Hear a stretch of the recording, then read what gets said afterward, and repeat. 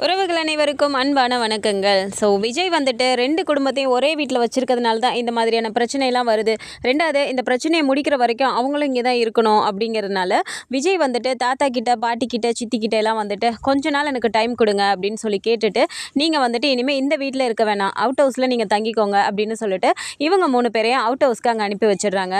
இந்த விஷயம்லாம் முடிஞ்சதுக்கப்புறம் நர்மதாக்கு வந்துட்டு ரொம்பவும் ஒரு மாதிரி கில்ட் ஃபீலாக இருக்குது.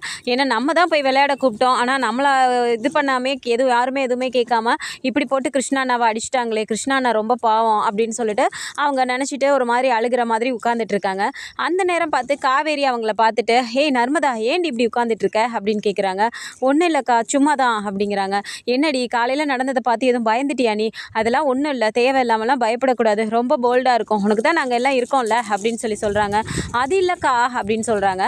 அப்படி கூட நர்மதா வந்து வாயை திறந்து சொல்கிறதையாவது கேட்டிருந்துருக்கலாம். அப்படியும் கேட்காம, ஒன்றும் இல்லடி, நீ பயப்படாத, அதெல்லாம் சரியாக போயிடும், சரியா? நீ படிப்பை மட்டும் கான்சென்ட்ரேட் பண்ணு, இனிமேல் வந்து அவன் உன்கிட்ட பேசினானா முதல்ல நீ எங்ககிட்ட தான் சொல்லணும், சரியா அப்படின்னு சொல்லிட்டு இப்போவும் அப்படியே சொல்லிட்டு போயிடுறாங்க. ஐயோ, நம்ம விளையாண்டதுனால தானே கிருஷ்ணானனுக்கு இந்த மாதிரியான கெட்ட பேர்லாம் வந்துருச்சு, தேவையில்லாமல் போட்டு அடிச்சிட்டாங்களே அப்படின்னு சொல்லிட்டு அவங்க அப்படியே யோசிச்சுட்டே உட்காந்துட்டு நர்மதா வெளியில் வந்து பார்க்குறாங்க. வெளியில் இப்படி எட்டி பார்க்கும்போது பார்த்தா அங்கே அந்த அவுட் ஹவுஸில் வீட்டு வாசலில் வந்துட்டு கிருஷ்ணாவும் சிந்துவும் அங்கே வாசலில் உட்காந்துட்டு இருக்காங்க.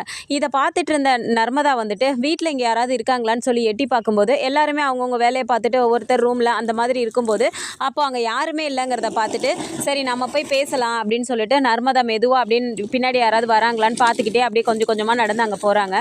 அங்கே அவங்க வர்றதை பார்த்த உடனே டக்குன்னு கிருஷ்ணா எழுந்து நின்றுட்டு, ஏய் நர்மதா பாப்பா, எதுக்கு நீ இப்போ இங்கே வந்த அப்படின்னு சொல்லி கேட்குறாங்க. அண்ணா உங்ககிட்ட கொஞ்சம் பேசணும் அப்படின்னு சொல்லும்போதே டக்குன்னு சிந்து இருந்துட்டு, நீ எதுக்கு பாப்பா இங்கே வந்த? ஏற்கனவே காலையில் உன்னால தானே எங்கள் அண்ணனை போட்டு அடிச்சிட்டாங்க அப்படின்னு சொல்கிறாங்க. இல்லைக்கா, சாரிக்கா அப்படிங்கிறாங்க. ஏய், அவங்க பண்ணதுக்கு எதுக்கு நீ சின்ன பிள்ளைகிட்ட போய் கத்திட்டு இருக்க அப்படின்னு சொல்லி கிருஷ்ணா சொல்கிறாரு. கிருஷ்ணா வந்து நர்மதா கிட்ட, என்ன நர்மதா, நீ எதுக்கு இப்போ இங்கே வந்த? நீங்கள் வந்ததை தெரிஞ்சாலே இதை பார்த்துட்டு உங்கள் வீட்டில் இருக்கவங்களாம் உன்னையும் திட்ட போகிறாங்கம்மா அப்படிங்கிறாங்க. பரவாயில்லண்ணா, என்னை அடித்தா கூட பரவாயில்ல, என்னால் தானே காலையில் நீங்கள் அடி வாங்கினீங்க அப்படின்னு சொல்லும்போது முத்துமலர் இதை கேட்டுட்டு வெளியே வந்துட்டு, என்னம்மா நர்மதா ஆச்சு, நீயாவது சொல்லு, அண்ணா வந்து உங்ககிட்ட அந்த மாதிரி ஏதாவது தப்பாக நடந்துக்கிட்டானா அப்படின்னு சொல்லி கேட்குறாங்க. இல்லை அண்ணா அந்த மாதிரிலாம் நடந்துக்கல, நாங்கள் 2 பேரும் விளையாடிட்டு தான் இருந்தோம், என்னால் தானே அண்ணன் அடி வாங்கிட்டாரு, அதான் சாரி கேட்டுட்டு போகலான்னு வந்தேன் அப்படின்னு சொல்லிட்டு நர்மதா சொல்லும்போது அப்படியே கிருஷ்ணாக்கு கண்ணெல்லாம் கலங்குது. அதெல்லாம் ஒன்றும் இல்லை நர்மதா, நீங்கள் நின்று பேசிகிட்டு இருக்கிறத பார்த்தாலே அவங்க ஏதாவது திட்ட போகிறாங்க, திரும்ப ஏதாவது சண்டை போட போகிறாங்க, நீ போமா அப்படின்னு சொல்கிறாங்க. இல்லைண்ணா, நான் பார்த்துட்டு தான் வந்தேன், யாருமே அங்கே இல்லை, அதனால தான் நான் வந்தேன் அப்படின்னு சொல்லிட்டு நர்மதா சொல்லும்போது சரி ஓகே, சாப்பிட்டியா அப்படின்னு சொல்கிறாங்க. சாப்பிட்டேன்னா, நீங்கள் சாப்பிட்டீங்களா அப்படின்னு சொல்லி கேட்டுட்டு, அண்ணா உங்களுக்கு ஒன்று தெரியுமா, நாங்களும் இதே வீட்டில் தான் இருந்தோம் அப்படின்னு சொல்லி நர்மதா சொல்கிறாங்க. உடனே டக்குன்னு கிருஷ்ணா இருந்துட்டு, நீங்கள் இந்த வீட்டில் இருந்தீங்களா, நிஜமாவா அப்படின்னு சொல்லி கேட்குறாங்க. ஆமாம், அப்பா இறந்த புதுசில் நாங்கள் அங்கேருந்து நேராக இங்கே சென்னைக்கு கிளம்பி வந்தோமா, எனக்கு ஹார்ட் ஆப்ரேஷன் பண்ணணும்னு சொல்லி நாங்கள் இங்கே வந்தோம், இங்கே வந்தப்போ நாங்கள் இந்த வீட்டில் தான் ஃபஸ்ட்டு தங்கியிருந்தோம், அதுக்கப்புறமா தான் காவேரி அக்காக்கும் விஜய் மாமாக்கும் கல்யாணம் நடந்தது அப்படின்னு சொல்கிறாங்க.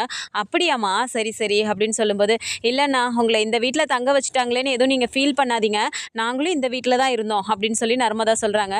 சின்ன பிள்ளையிலே வந்துட்டு இவ இவ்வளோ ஒரு பெரிய மனுஷத்தன்மையாக பேசுகிறாளே அப்படின்னு சொல்லிட்டு பார்த்துட்டு கிருஷ்ணாவுக்கு கொஞ்சம் சந்தோஷமாக இருந்தாலும், சரிம்மா நீ கிளம்பு போ, அங்கே யாராவது பார்த்தா உன்னை அடிக்க போகிறாங்க, இல்லைனா இதை வச்சு தேவையில்லாமல் பிரச்சனை பண்ணுவாங்கம்மா அப்படின்னு சொல்லி அனுப்பிடுறாங்க.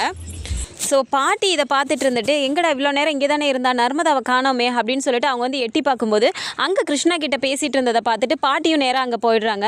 அங்கே போன உடனே, மன்னிச்சிருப்பா தம்பி, உன்னை இந்த காலையில் சாரதா அப்படி போட்டு அடிச்சிட்டா, எனக்கு ரொம்ப கஷ்டமாக போயிடுச்சு கிருஷ்ணா அப்படிங்கிறாங்க. விடுங்க பாட்டி, என்ன பண்ணுறது, எனக்கு தலையில் அப்படி எழுதியிருக்கு எல்லாமே இப்படிலாம் நான் படணுன்ட்டு, சரி விடுங்க என்ன பண்ணுறது, ஆனால் இதுக்காக நான் தப்பு பண்ணேன்லாம் நான் ஒத்துக்கவே மாட்டேன், நான் தப்பே பண்ணலன்னு ஒரு நாள் நிரூபிக்க தான் போகிறேன் அப்படின்னு சொல்கிறாங்க. உடனே, ஏய் நர்மதா, என்ன தாண்டி நடந்துச்சு அப்படின்னு சொல்கிறாங்க.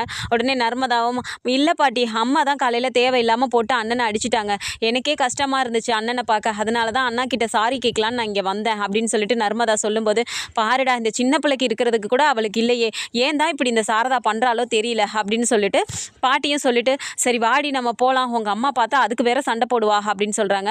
சரின்னு சொல்லிட்டு இவங்க 2 பேரும் இங்கேருந்து கிளம்பி வர்றதுக்குள்ளே கரெக்டாக சாரதாம்மா கண்ணிலே மாட்டிக்கிறாங்க.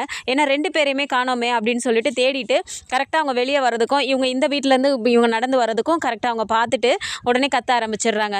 நீங்கள் போய் அங்கே அவங்க கூட பேசுகிறீங்கன்னா போக வேண்டியதானே, எதுக்காக அவளை கூட்டிகிட்டு போனீங்க? ஏற்கனவே அவன் வந்துட்டு இவகிட்ட தப்பாக நடந்துக்க பார்த்தான்னு சொல்லிட்டு தானே காலையில் அவ்வளோ பிரச்சனை நடந்துச்சு, திரும்ப எதுக்கு நீங்கள் அவளை கூப்பிட்டு போனீங்க? ஏய் நீ எதுக்குடி அங்கே போன அப்படின்னு சொல்லிட்டு நர்மதாவை ஒரு அடி அடிக்கிறாங்க.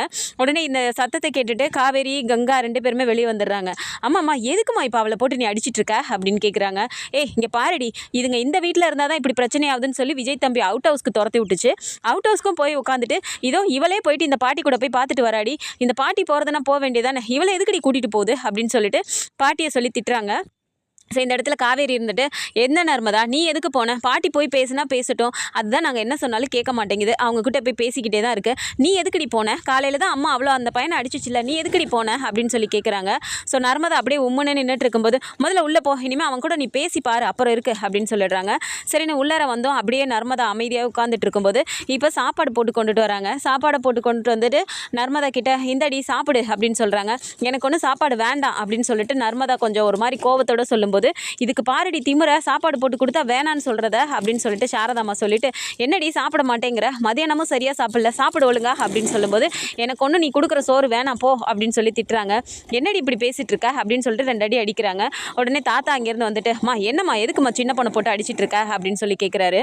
ஸோ இந்த இடத்துல சாரதாம்மா வந்துட்டு, பாருங்கய்யா சாப்பாடு சாப்பிட சொன்னால் நான் செஞ்சது எதுவும் வேண்டாம் போன்னு சொல்லிட்டு என்கிட்ட திமிரா பேசுகிறா அப்படின்னு சொல்கிறாங்க. சரி விடுமா, காலையில் நடந்த விஷயம் ஏதோ அவள் மனசை பாதிச்சிருக்கோ என்னவோ, அதனால ஏதோ அப்படி சொல்கிறா போல இருக்கு அப்படின்னு சொல்லிட்டு, சரிம்மா நர்மதா சாப்பிடு, சாப்பிடாம இருக்கக்கூடாதுல்ல, நீ சாப்பிட்டா தானே நல்லா படிக்க முடியும் அப்படின்னு சொல்லி சொல்கிறாங்க. இல்லை தாத்தா எனக்கு அம்மா மேலே நிஜமாவே கோவமாக தான் இருக்குது அப்படின்னு சொல்கிறாங்க. அம்மா மேலே கோவமா, எதுக்காக கோவம் அப்படின்னு சொல்லி தாத்தா ரொம்பவும் ஒரு பக்கத்தில் உட்கார வச்சு அக்கறையாக கேட்குறாரு.